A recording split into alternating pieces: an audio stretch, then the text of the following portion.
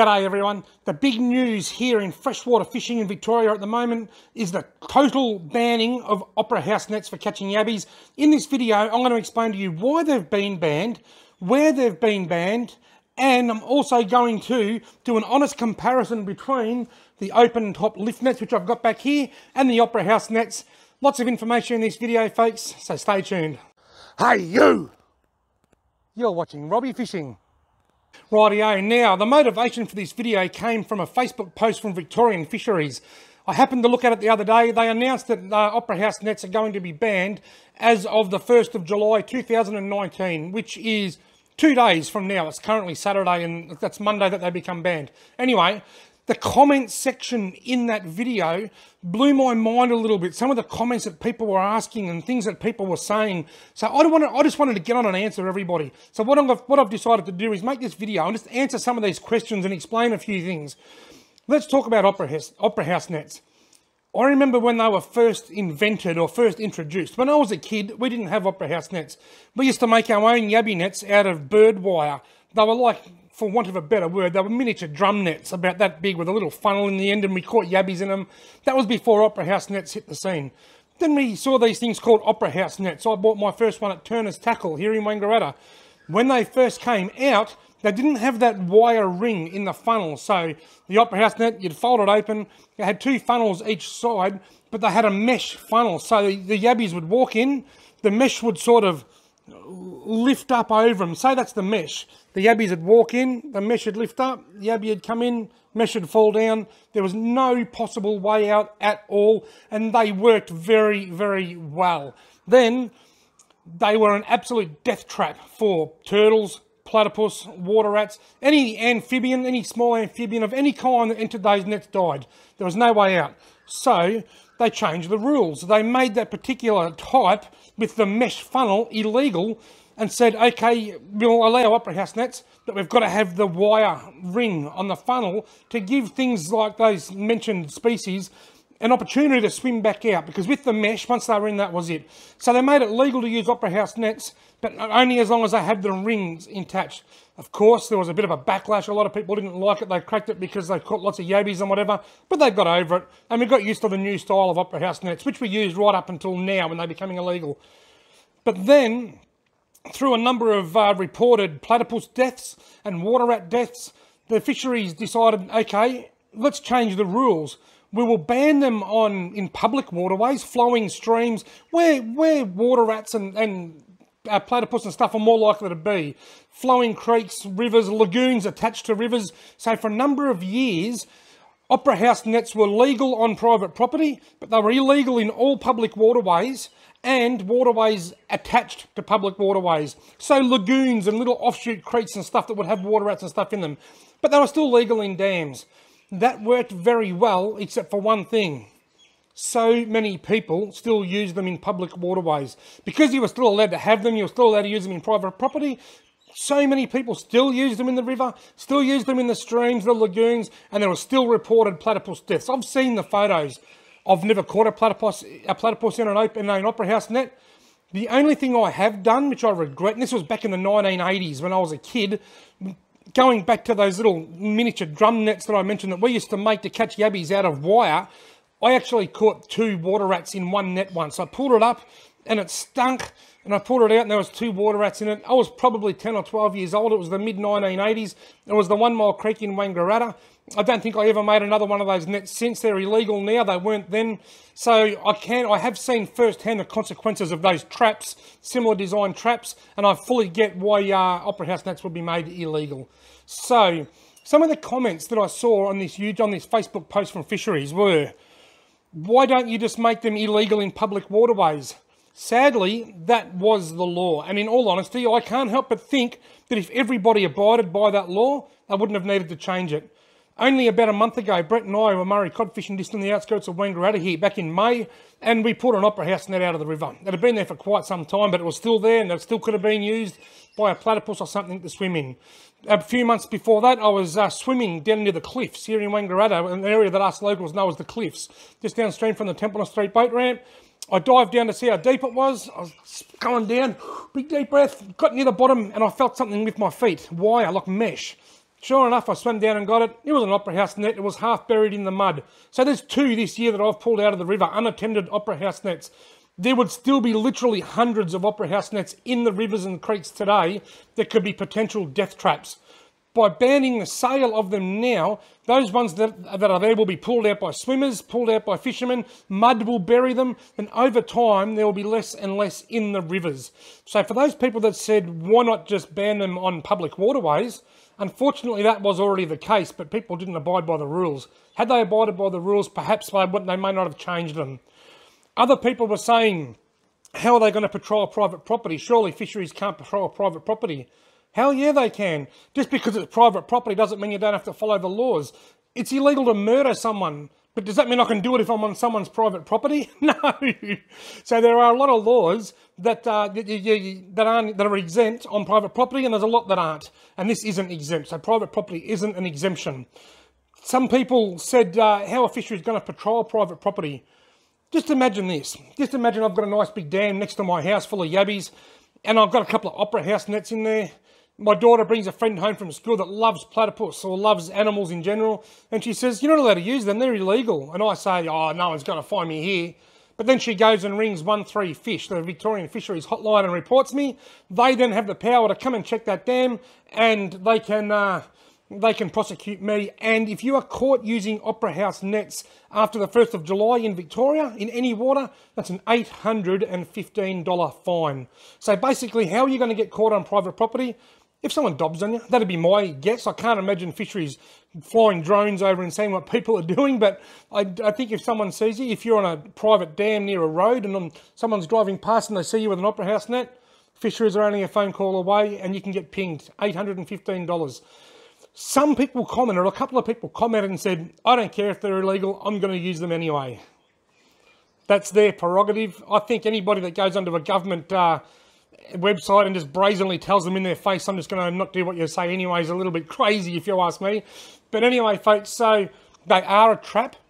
They're not so much a trap on private dams, I don't think, in my personal opinion, but because people were doing the wrong thing and putting them in public waterways, they've had to ban them completely to get rid of them, to get them out of the environment in general. I actually support it. I love Opera House nets. They are a very, very effective way of doing it. And myself personally, I'd love to still be able to use them, but I'm happy to make that sacrifice due to the fact that I know how many of them are currently in our public waterways. So I hope that answers a few questions. They are illegal right across Victoria in all waters, public and private.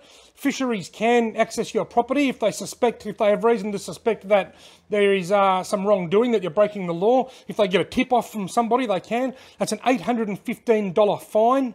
You can still use them in other states at the moment, but I reckon that will change down the track.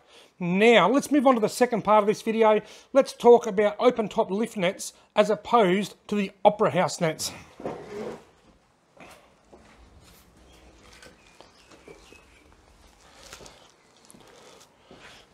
Right, now I have a number of videos on my channel of me yabbying with these open-top lift nets. Like the Opera House nets, they sit flat like that.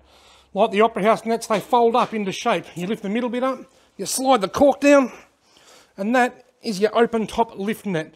Some places or some parts of the world call these a pyramid net because they're a pyramid shape. They've got a nice big opening at the top here. You tie your meat in the middle, the yabbies walk up, they fall into the net and they get trapped. The upside to these is if turtles, even platypus can still swim into these nets, but the difference is they can swim back out. They're not trapped. The yabbies become trapped, but the platypus don't. I really like these nets. I think they're great, but are they an equivalent? Are they a substitute for the Opera House nets? I don't think so. They're a good net, but they're different. They're a different net. The Opera House nets you could leave in for a couple of days even, and the yabbies, once they were in, they were trapped. I can't help but think that a few yabbies get out of these nets. Another problem that I've had with them, if your meat floats, for example, I've got a stocking in one of my videos and put a heap of dog food in it, tied my dog food stocking into the middle. What I found was that it floated. And watch what happens to the centre of the net when it floats. It's right up near the funnel, it's near the top of the pyramid, leaving a gap of only about that big. So if you've got a big bit of meat sitting there, then the yabbies can just walk straight back out. So you need to make sure your meat doesn't float, or you've got a heavy meat in the bottom. Another problem with these, I think the mesh is a little bit big. It's hard to catch the little bait-sized yabbies because the mesh is a little bit bigger and the smaller ones can get out. In saying that, I still caught quite a few small yabbies this last summer, and I caught a lot of shrimp in them as well. Another problem with these, with the Opera House nets, if you went to check them and you pulled it up and there was only 3 or 4 yabbies in there, a lot of the time I'd just think, oh, I'll leave them there and grab them later and throw the net back. You can't do that with these because what happens, the net is heavier than the yabby. So as the net sinks, the yabbies come out the hole. They hit the side and they come out. I had a really big black yabby in this once. I threw it out in the water and I didn't like the way I threw it, so I pulled it back out and the yabby was gone straight away, like Houdini. Like, what the hell happened there? But that's what happened. I reckon as I've thrown it, the net has sunk faster than the yabby and he's just floated straight out the hole. So it's harder to throw them back in the water with the yabby still in them. If your meat floats, it increases the chance of the yabbies escaping. In general, I think the yabbies can get out easier than they could in Opera House nets just because it's not that far from there to there. And turtles can actually come into your net and raid your yabbies. So if you've got the net in the water and you've got a few yabbies, well, that's just like a smorgasbord for the turtles that can come in and steal your yabbies. They're the downsides. What about the upsides? Well, the obvious upside is that they're environmentally friendly. They don't kill the turtles, they don't kill the platypus. And that's what we want. We want that. We want to try and reach a balance where we can still enjoy yabbying and catch yabbies, but protect our wonderful wildlife, because here in Australia, we have got the most beautiful wildlife on the planet as far as I'm concerned. The upside to these nets, the thing I like the most, is that they don't have to stay in the water for very long. You don't have to leave them in. With the Opera House nets, I always found a minimum of an hour. Anything less than an hour, you might catch a few here and there. With these, you can leave these in for 10 or 15 minutes, just like the drop nets. So with drop nets, the hoop nets that sit flat, you can leave them in for 5 or 10 minutes and they'll catch yabbies. So will these. They don't work quite as fast as the drop nets, but they do work much faster than the Opera House nets. So you can leave them in. You can check them more periodically. They'll catch yabbies faster than what the Opera House nets would. And you can leave them in all night and they will trap yabbies in there, provided nothing goes and raids the net. So folks, I really like these. I think they're great. I love them. I'm more than happy to exchange my Opera House nets. Yeah, the Opera House nets were great and they're probably a little bit more effective than these, but these still work really, really well. There are a few people saying that these are crap and they're no good. I don't believe that. I think they are really good. Probably on a scale of 1 to 10, if Opera House nets caught yabbies at a rate of 10, I'd say these probably catch them at a rate of 7. They still catch quite a few, and they are. And as I said, the best thing about them is that you can check them periodically. You can check them every 15 or 20 minutes or so. Now, don't forget, if you like using traps, like Opera House or drum net style nets, you're still allowed to use these collapsible bait traps. I've had a lot of people ask me on my yabby videos, how come sometimes you use the open top nets and sometimes you use the bait traps? These are still a similar design to the Opera House nets in the sense that they are, if I can untangle it, they've got a funnel at each end that the yabbies can get in, and it's hard for them to get out. These meet the minimum requirements for Victorian fisheries. They can be used in public and in private waters. These haven't been outlawed. So if leaving sort of trap-style nets in overnight or for a long period of time is your thing, don't overlook these. They're $5 at Kmart. In one of my videos earlier this year, I pulled one of these out and it had 36 yabbies in it.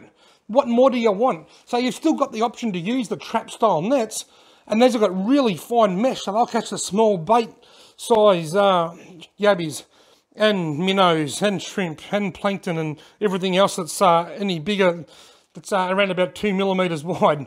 But these work really, really well. I like these. It's the middle of winter now. I have been toying with the idea of just going and chucking a couple of yabby nets in somewhere just to see if I can catch a midwinter yabby. If I decide to do that, I'll probably use these. They're small, lightweight, compact. I can use a certain amount as long as I've got my name and address on the string. So you've got the open top lift nets for catching yabbies. They can stay in long term, but they work short term and long term. You've got the collapsible bait traps that will work long term, like the Opera House nets used to. We've still got these hoop nets, or I call them drop nets because you drop them down. We've still got these. These are my favourites actually. You can lower these down sort of short term. Check them every 10 or 15 minutes or so. Opera House nets are banned. They're banned in all Victorian waters. It's a bit of a loss But it's a gain in the sense that we're looking after the environment. Personally, I think that's a great thing. You all know I love wildlife. I love the snakes, the platypus, the birds. I just love observing nature when I'm out there. So I'm happy to make the sacrifice of not being able to use opera house nets anymore if it means looking after our platypus and our turtles. Hope this all makes sense and answers a few of your questions. Thanks very much for watching. If you haven't already subscribed to my channel, why not consider doing so? And I'll see you in the next video.